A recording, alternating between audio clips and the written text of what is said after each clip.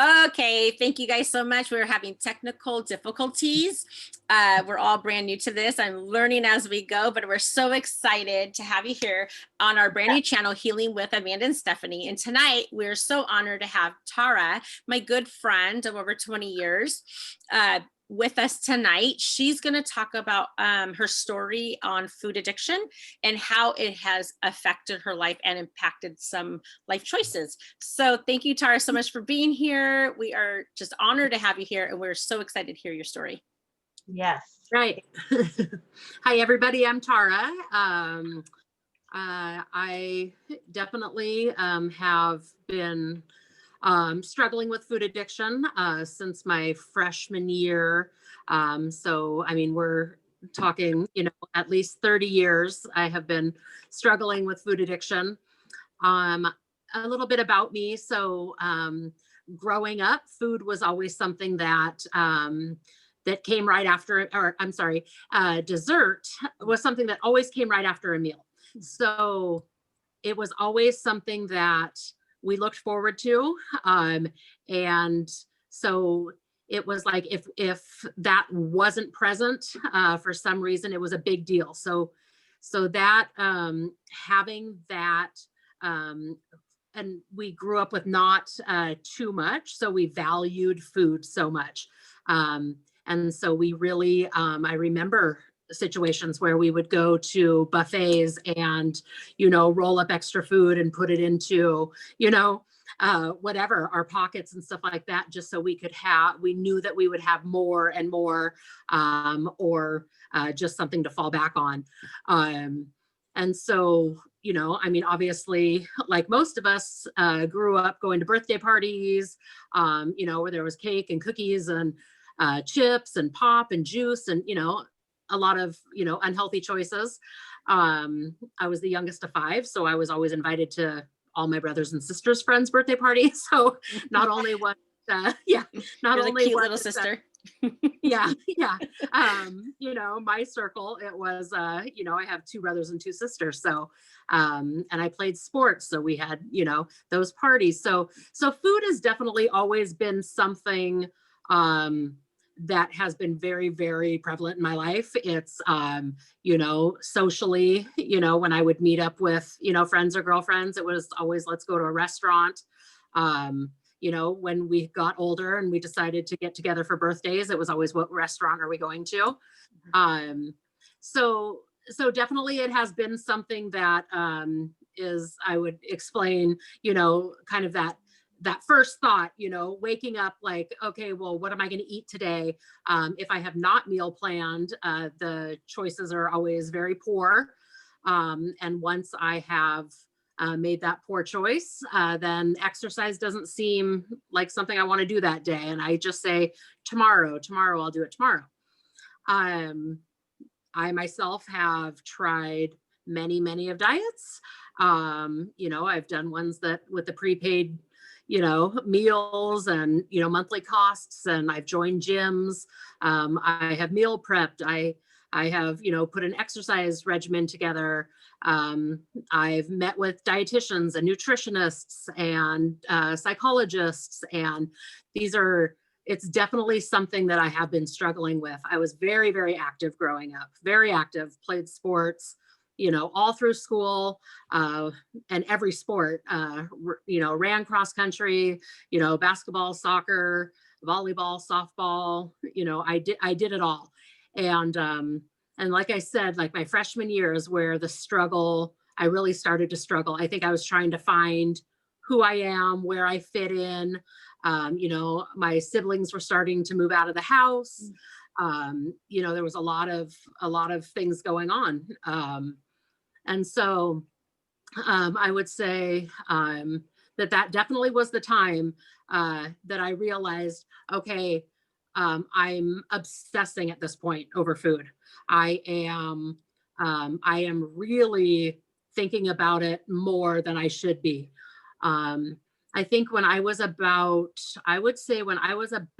25 is when I really realized, okay, you have a problem. You need to get help. physically, I was unable to play the sports, that I could. And what it was for me that I realized you have a problem and needed to get the help was, I'm sure a lot of you guys can relate to this. I went to Safeway, I'm at the checkout stand, and they had buy 2 candy bars and get 2 candy bars free. Mhm. So I bought my 4 candy bars. I got in the car. I had the bag sitting next to me on the passenger seat, and I started to eat, and I ate one just like that. And then I was like, that wasn't satisfying enough. I grabbed the other one and I ate that. Wasn't enough. And I drove a couple blocks more, ate that one. It wasn't enough. And I ate all 4 of those probably within a mile of driving. And I didn't, and it still was like, it wasn't satisfying me. I knew that this was more than just let me fill your stomach, let me, eat something unhealthy and stuff like that. I knew that there was more to it. And at that point is actually when I made an appointment to go to my doctor, have my blood work done, and talk to her about food addiction. Mm-hmm. And so she definitely agreed with me. She said, that's great you came here. Let's set you up with something. And so I did. I started to talk to a nutritionist. I had to document my food, and we made a plan, and I stuck to it, for a while. And then I didn't know how to handle those situations where I would go meet people at restaurants and how to make that good choice. I hadn't grasped that mentally. And so the struggle was still there. And that's why I tried to do, I've done Jenny Craig, I've done Slim Fast, I have, oh my gosh, I've done them all. Weight Watchers, I've done a partial keto, soup diets and whatnot. And yes, I had great results with some of them. I had a point where I had lost 100 pounds on a prepackaged thing. I was working out every morning, but then I got pregnant, and that was my excuse to just fall back. Mm-hmm. And I gained all that back. I'm happy to say that today I'm actually in the middle of a bariatric program pre-op. I have a much better grasp on this, but I still struggle every day. I do see a dietitian twice a week, and I have for 4 months now. I go and get weighed in once a month. I have to food journal every single thing that I eat and drink, everything. And they said, if you eat a candy bar, or you eat a cookie or a donut, eat it, but you better write it. Mm-hmm. They're looking for, accountability. And so I report those journals to my dietitian and to my PCP every visit. And so this year I hit my highest weight that I have ever been at. And I'm very proud to say that I've lost 40 pounds. I have already hit my insurance goal for bariatric surgery. Everything is lined up for me to have that, but the truth is I may not need it if I get the help that I need and can keep being strong and doing what I should be doing. So so that's kind of my struggle. Like I said, it is still to this day an everyday struggle though. I do wake up every day and think, what am I going to make? I have to journal it. It's got to be a good choice. I got to get my exercise in. So yes, I'm making better choices, and I have accountability, all that kind of stuff, but mentally I'm still obsessing over food, mm-hmm. So yeah, I mean, feel free to ask me anything. That's just kind of a general, it's a lot of years to cover, but yeah. You did great. You did great. Yeah, and I just want to say congratulations on losing 40 pounds already. Thank you. Thank you. That's amazing. Yeah, that's amazing. So go ahead. Stephanie's a health and wellness coach, but she's going to be getting married next year, and so she wants to be in her best shape too. So she's been doing kind of some of the same things that you're doing.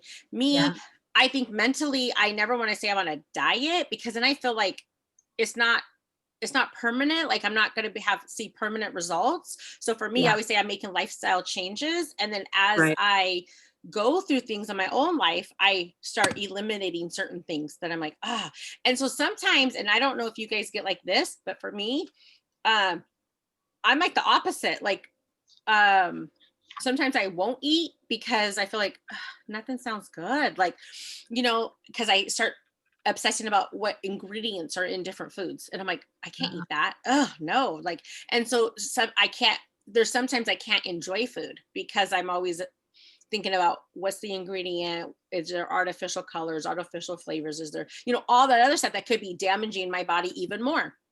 Yeah. So I'm kind of like but I haven't myself seen a decline that I would like to see in my own body image. So this is so important for people to understand that it's not just, I think everyone struggles with this. Yeah.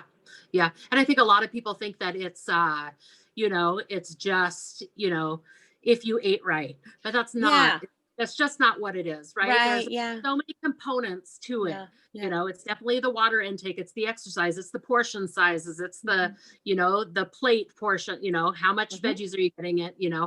Is your protein high enough? I mean, there really is a lot of components to it. So it isn't just this big generic thing. Like if you eat right and exercise, then you'll have the body you want. That's not what it is. Tara, what's your goal weight? If you could be any weight, like, what's that number? So I would say that for me, that number would be like 195. Okay. And I think on the charts, for my height and stuff like that, they say like 155, which is ridiculous. So yeah, so I think 195 for me is healthy. I've always wanted to join back into like an adult volleyball team. Like I just I have, goals and aspirations beyond, once I kind of reach goals. So yeah, so that's Tara, where what was your lowest weight you've ever been that you can remember in your like adult, maybe high school life even? Yeah, I would say 225. I would say In high school, 225. 225?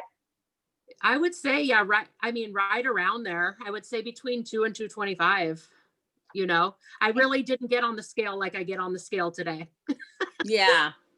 Yeah. So I just knew that like my knees were starting to hurt. I knew that I couldn't jump as high as I used to or run as fast as I could. So I knew, I had restrictions. And you said you were like an athlete in high school. Did you say that? Yep. All through, school, all the way up until my senior year. And even then, did you feel like your knees and things were like really hurting all the time, that kind of thing? I would say definitely it was beginning to restrict. I was running slower. I'd say my senior year. I felt like I was the bigger one on the team, I mean, I was a good player, so I could still perform. It was just a little different, Yeah. Was there a time before that you ever felt good about your weight? No, never. Never. Okay. Never. Yeah. Okay. I remember in third grade feeling like I was the tallest kid in the class, and I'm not tall. But then I also remember, they made this big announcement like, Tara's the tallest kid in the class. And I always felt like, yeah, I'm kind of the biggest person in the class, but I wasn't. I really wasn't. But I still had that image in my head that I wasn't just tall, I was bigger too. Because food, like I said, it was so prevalent. It was so existing in everything I was doing, even when I was an athlete at a young age. So I have a couple of things I'm working on over here. So two things. One,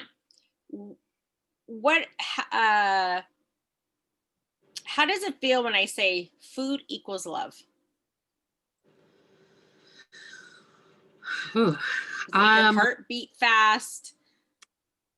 It actually makes it slow down so I can process that. Yeah. because, you know, when Stephanie and I are doing energy work, we talk to your subconscious, right? So our consciousness is only 5 to 10% of us, and the other 90 to 95% is our subconscious, and it's our subconscious that rules us. So we have to get our subconscious and our consciousness in alignment. And what happens a lot of times with addictions, any kind of addictions, it's not in alignment, right? So for me, when I said, oh, I got the download, food equals love, you're in 100% alignment with that statement. And we don't want food to equal love, right? Yeah. It's kind of like going back when you're little and it's like, oh, I get to, you know, if I eat on my dinner, then I get my dessert, right? It's a reward system, right? Yeah. And I mean, I had to eat everything on my plate growing up before I could get A lot of ice us cream, did that right? back I mean, we had to, and a lot of times it was ice cream or, you know, Jello Yeah. or Always. something, right? Yep. And we wanted that, so we did it. So it just created bad habits for us, but our parents didn't know, our grandparents didn't know, they just didn't know. They thought they were giving us something good and nutrition and, you know, Yeah. and rewarding us. So there's two things. One, I want to see what this trapped emotion is that's causing this food equals love. Okay, so column A, odd row, even, and we're using emotion code, Dr. Bradley Nelson's emotion code. So column A, odd row, even row. Oh, okay, so this is the trapped emotion of feeling overwhelmed. All right, so overwhelmed. And we don't need to know anything else about that. So we're just going to release the trapped emotion, feeling overwhelmed, totally, completely, permanently. And as I release, of course, I yawn. So in case people are wondering, like, what is she doing? No, she makes. Okay, so food equals love. Are you still 100%? So you're not at 100%. You're at 50, under 50. So at 50%. So just in that one trapped emotion, we release 50% of that alignment. So we want to get you to 0. So let's see what else we can release here. So column A, odd row, row 1. So abandonment, betrayal, forlorn, loss. This is love unreceived. And we need to know a little bit more about this love unreceived. Okay. Now let's just see. Rejected. Okay, not conferred, not accepted. So this is a lack of love where it was desired.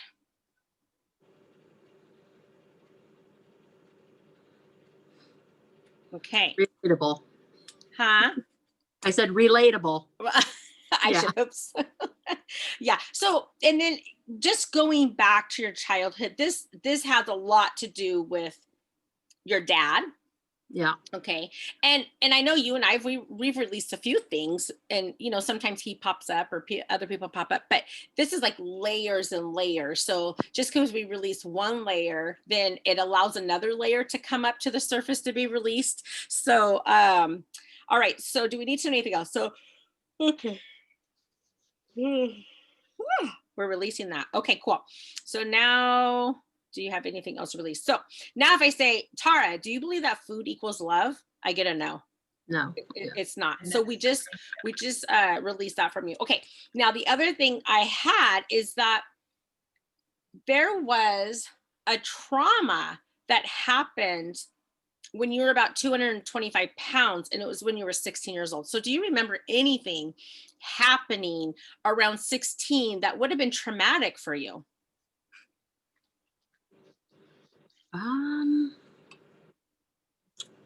Let's see. So that would have been what? So that would have been sophomore year. I mean, I would have to say that it would be, you know, because of a male, because of a boyfriend. Yeah, because that's kind of when I started, you know, really involving myself. And I can definitely, definitely. Okay. Okay. So maybe like an ex-boyfriend or something like that. Okay. So yeah, there was some kind of trauma. Is there an emotion? Okay. So this is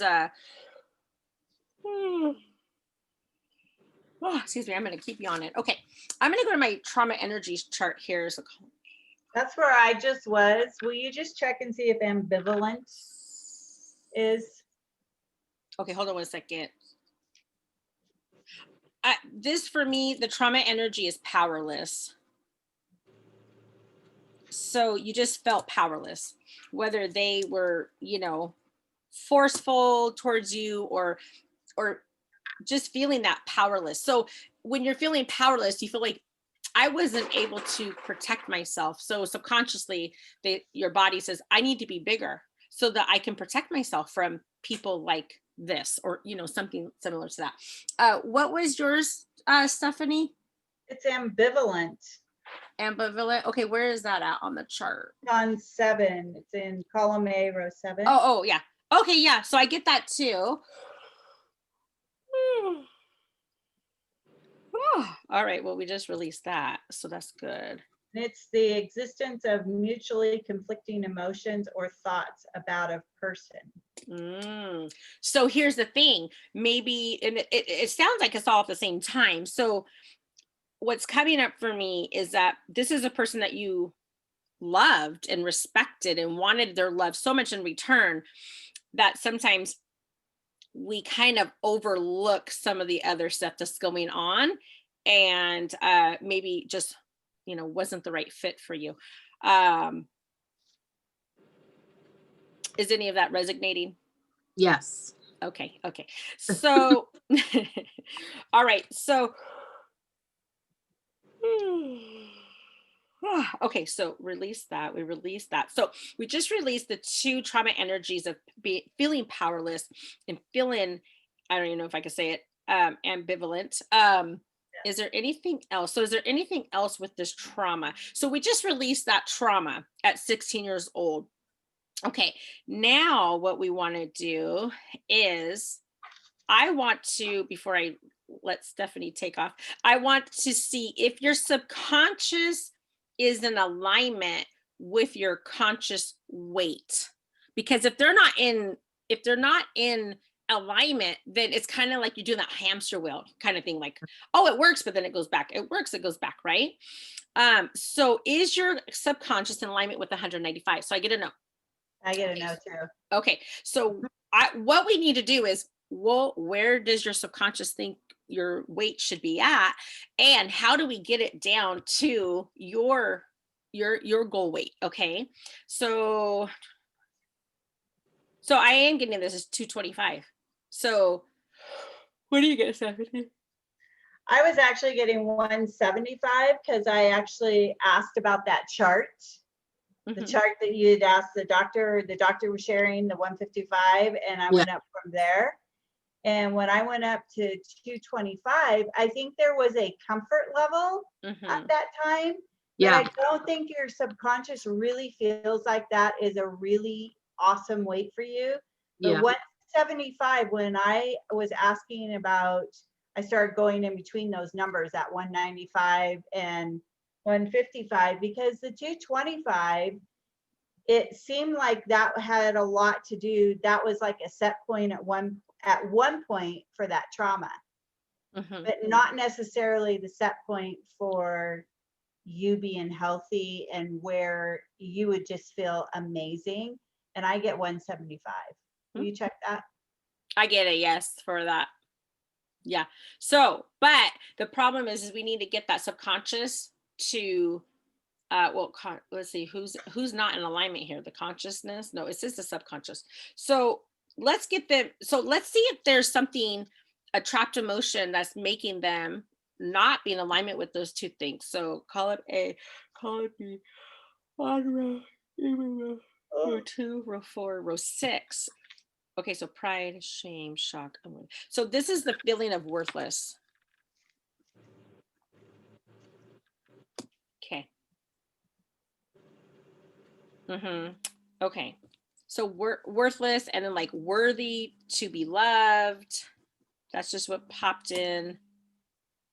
Okay, so let's see here. Okay, so this is serving no purpose.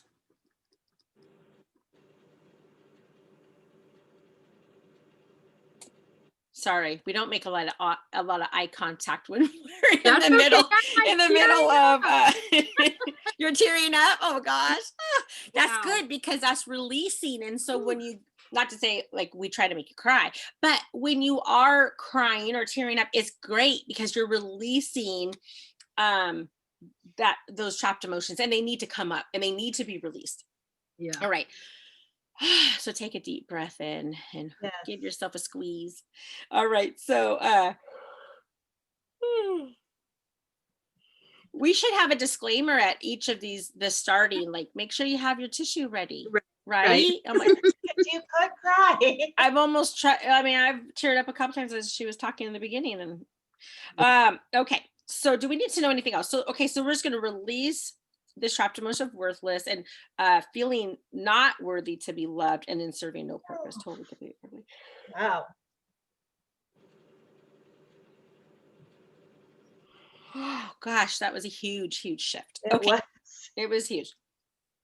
So now I get that your subconscious is it at 195? So it's not at 175 yet, but hey, we're going for gold, right? So let's get it down to 175.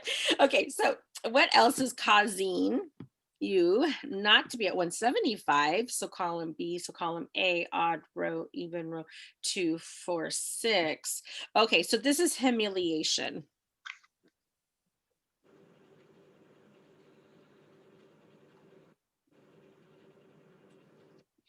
All right, so let's see what your humiliation is. Okay, so this is to feel mortified.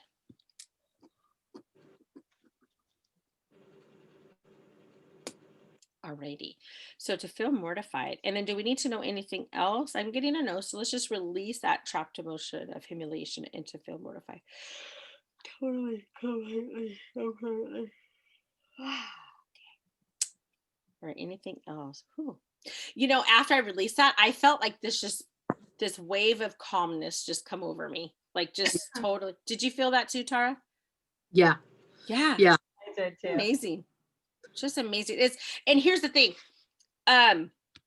Sometimes trapped emotions can actually be emotional resonances. So to tell you a little bit about a trapped emotion is this little ball of negative energy that gets caught in your body and can cause pain and suffering and disease and all these other things. But an emotional resonance it's an actual negative emotion, but it vibrates your entire being all the time and it never stops. So you don't even know it's there. It's constant. So I'm thinking this probably was an emotional resonance. It was just like, well, we need to get this out of here. And so that's what I'm getting now. That's just emotional resonance. So when I'm able to release that trapped emotion of the humiliation, that's when everything just was like, oh, we've been holding it together for this long, and it just let go. And so now you can kind of feel that peace and calmness. So I think I said worthless, but it was the humiliation that was the emotional resonance. Well, you know what? I didn't really even ask because I just said what was causing her not to be able to get to 175, and it was just that. So, all right. Okay. So I'll take a little break from talking and healing, and let's see what Stephanie came up with. No, I actually think that emotional resonance as well had a lot to do with those thoughts that would come up every morning. It was that morning thought. It was when you wake up, it was like, hey, here I am, I'm still here. And it would prompt you and tug on you the second that you got out of bed. So I really feel like that just releasing that is going to be a difference. And then you have to put it into practice as well. I mean, you also get that thing in life where you're kind of conditioned to do something. And there was a few things that I was thinking about as we were talking. And when you were talking about the buffets and things like that, I kept thinking about, usually when I hear somebody talk about buffets and they struggle with them and it has to do with foods, I've talked to a lot of people about stuff like this, it always seems like there is that feeling of that lack, and then of course the other side of it would be abundance, right? So you have the lack and you have the abundance. And I was asking where, I want to find out where you line up with this, you know, if you always have felt like you were always on that side of lack, and if so, where is that? Is it, you know, is that a belief that you have, a core negative belief attached to it? And or are you closer to the abundance side, which I'm not going to think I'm going to find that, but I'm going to ask that. So I'm going to go ahead and just see what that core negative belief is for that lack. Okay. So, Yeah, I would definitely say the abundance side, for sure. It wasn't a lack. It was, I want more. I want more. mhm, And the more I can get, the better. And then growing up with that same thing is I'm somebody that can always afford to have whatever I want, food choice, you know, I mean, financially, I could go, you know what I mean, to any restaurant, to any drive through, to any, there's no financial holdbacks. And so that has made it very available to me. And yeah, I've never suffered with, you know, I mean, not enough right, food or accessibility to food. There's always been plenty, if not more. right, right. So what I get that's attached to that, and it is, I want to just ask one more thing. Okay. Okay, so it's attached to just that thought of the abundance, but the reason that it goes in that more of a negative place for you, where it's like, oh, well, I have this, I can do this, I can afford this, there's plenty, there's always plenty, is because it's a core negative belief of I'm not lovable. Hmm. And I think that I have a few of these, and I think that we could actually get a few different core beliefs instead. So instead of I'm not lovable, Mhm. I mean, obviously the opposite of this is going to be I am lovable. I Mhm. am lovable. And I mean, have you ever been able to like look in the mirror and really look at yourself, Tara, and go, I am so lovable? No. Yeah. Whew. It's hard. It's tough. Whew. Oh, it's Yeah. real tough. But okay, so here's an exercise that you can do, Tara. And I did this. It's from Louise Hay, and it's called mirror exercise. And what you do is you look at yourself in the mirror. Don't look at your whole body. Look at your eyes, right? That's your soul. And you look at yourself right in the eyes in the mirror and say, I love you just the way you are. I love you just the way you are. And you keep saying it and saying it. And the first couple of times you're going to be like, this is hard. This is so Yeah. hard. But Yeah. you do it every single day when you wake up, when you're brushing your teeth, when you wash your face, look in the mirror and say, I love you just the way you are. Even if you're just saying it just to get the words out, but pretty soon it's going to become a habit. And then pretty soon you're going to be able to look at yourself in the eyes and say, I love you just the way you are. And it doesn't matter the weight. It doesn't matter if we have like silver hair or gray hair or whatever. I love you Yeah. just the way you are. Yeah. Because if you can accept yourself at just accepting yourself, it gives you your power back. So I did that. I did that exercise. Oh gosh, probably about 13 years ago, and it was tough. It was really hard, but I learned something from it. I Yeah. mean, it was a wonderful experience. So I don't think we're taught to love ourselves. We're taught to love others, and and we put ourselves on the back burner. Yeah. So the good thing is when we're releasing these core negative beliefs, like Stephanie said, we can download you with core positive beliefs that makes the journey a little bit easier. You don't have to bump your head like I did so many times looking myself in the mirror. But so what I want to do is anything that stops you from believing that you're lovable, do you want to destroy and uncreate it all? Whew. Mm.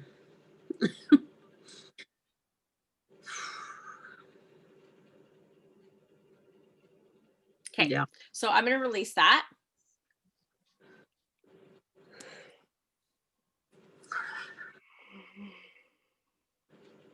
Yeah. Major shift, major shift. Now, if I ask your higher self, Tara, do you love yourself? I get a yes. Do you find yourself lovable? I get a yes. Now, do you love yourself unconditionally? I get a no. And if I say, do you love others unconditionally? I get a no. So whatever's causing that, do you choose to uncreate and destroy it all? Okay.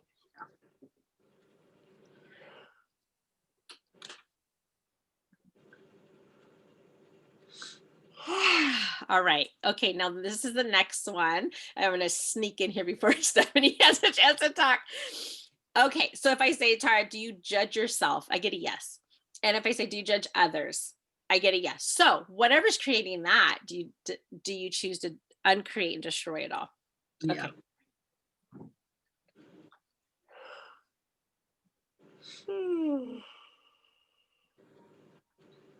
Yeah. Well, another really great shift. So now, if I say, Tara, do you love yourself unconditionally? I get a yes. Do you love others unconditionally? I get a yes. And I say, Tara, do you judge yourself? Nope.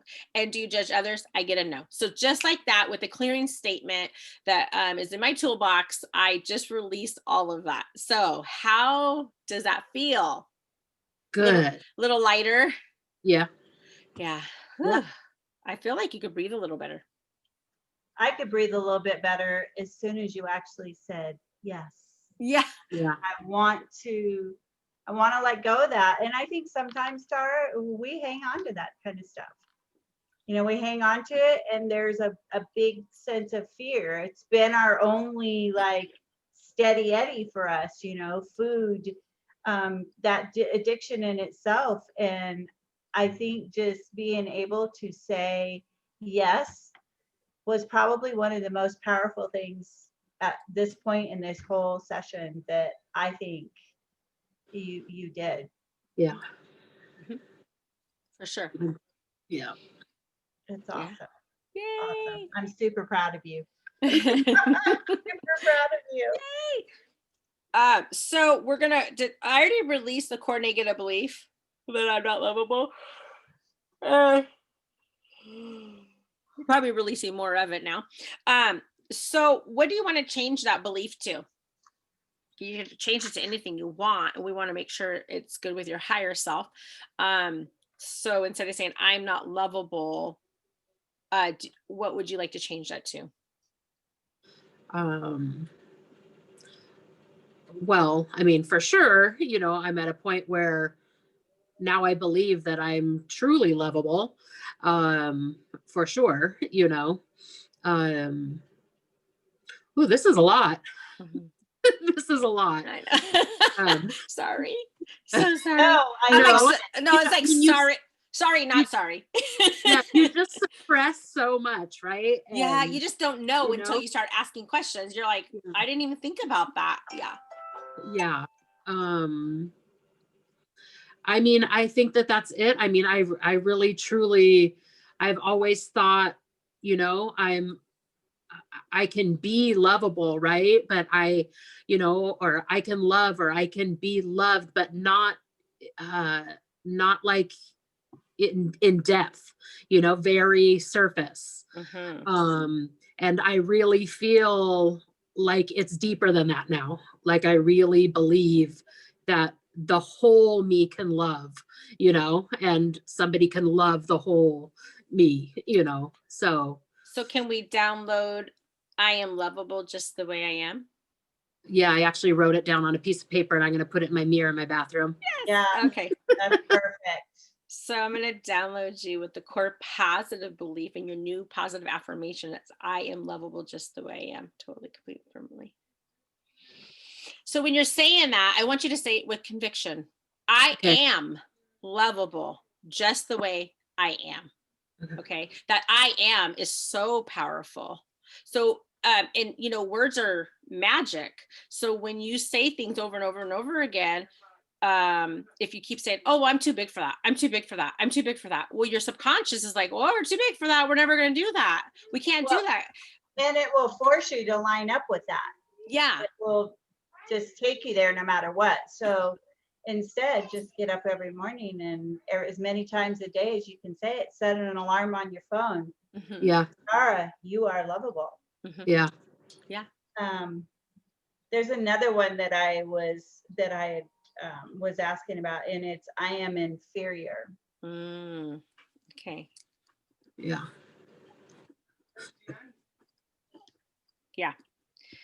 Yeah, that's a good one. So I am inferior. So how do you resonate with that, Tara? The I am inferior. I mean, I believe it. I believe it. Right. You know, Do you feel like you're inferior to like other women because of your size?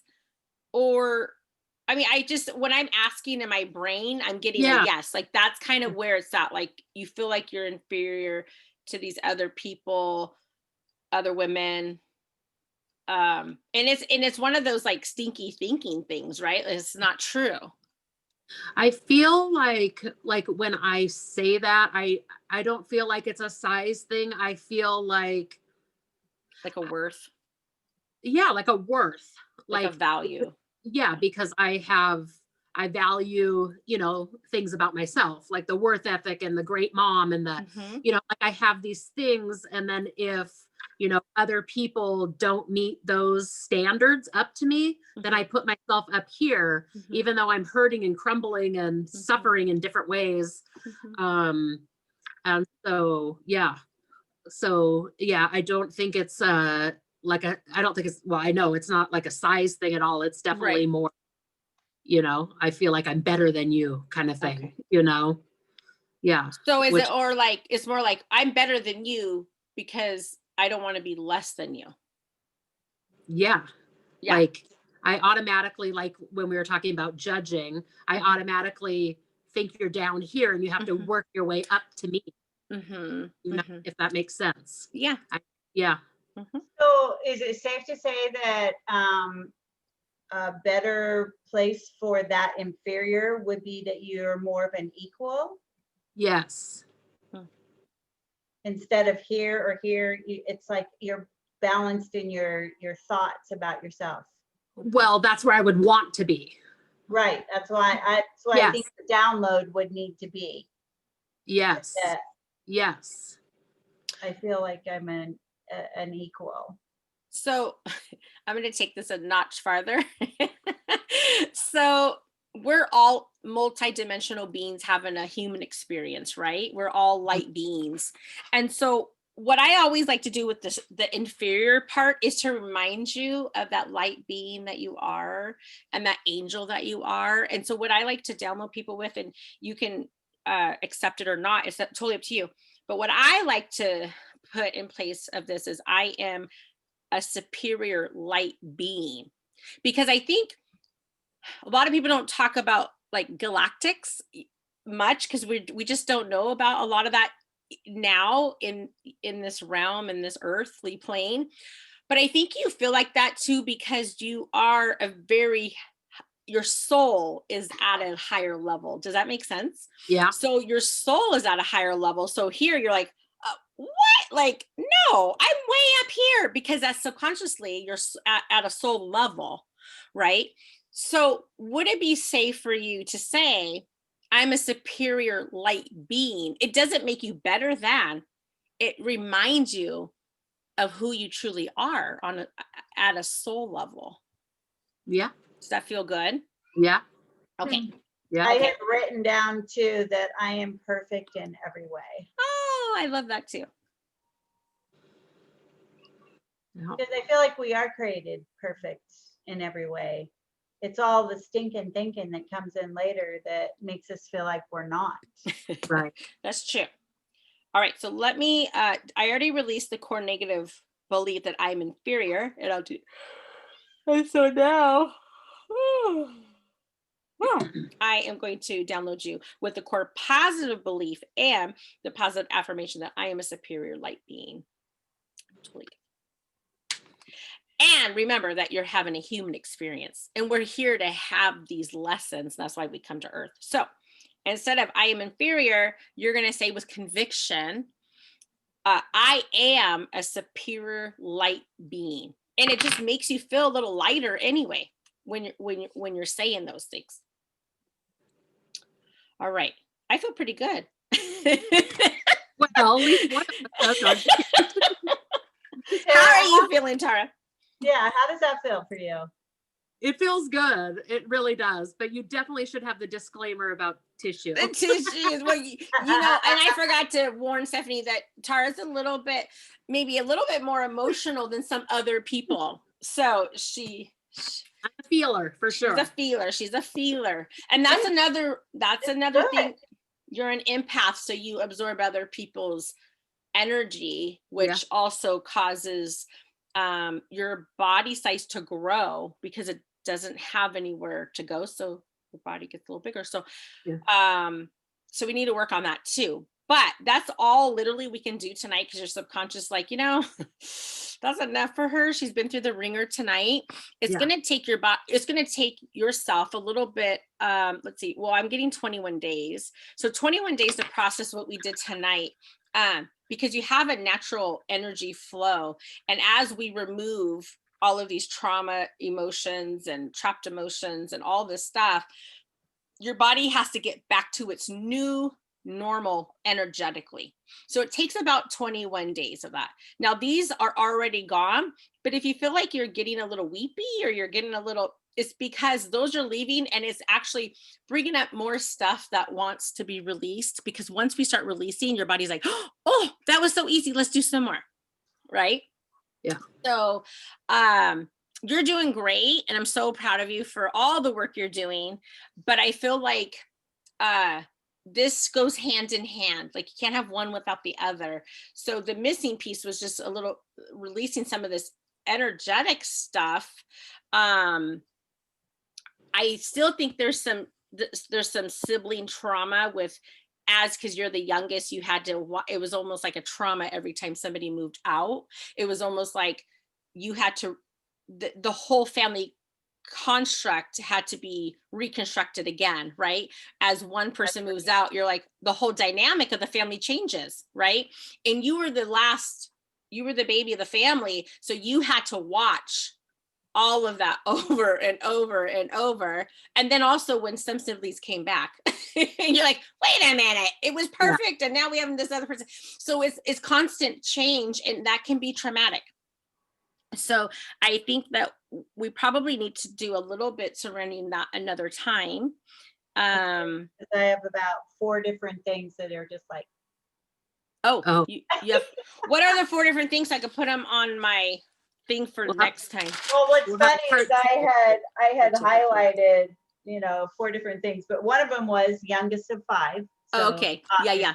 Okay. I wanted to find out about any other addictions, what they may be, and if there are any things that you might not even be aware of, like work, addicted to work, other than food, Yeah. just want to look at that.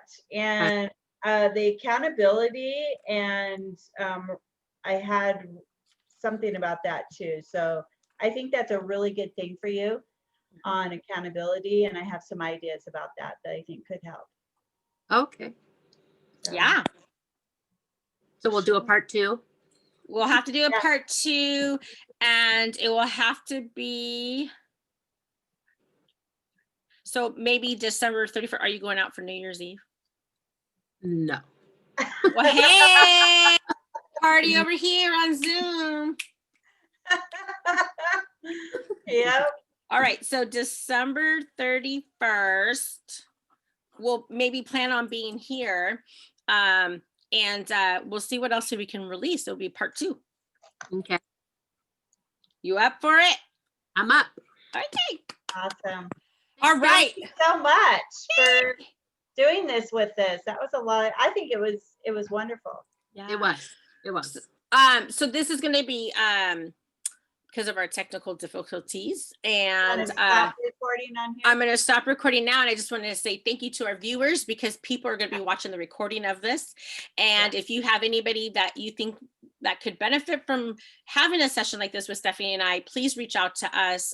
We will put our email in the comments, and then we also have some Facebook pages that we'll put in there as well. We thank you so much, and we can't wait to do this again next Monday. We're going live on Mondays and Thursday evenings. Thanks, guys. Thank you.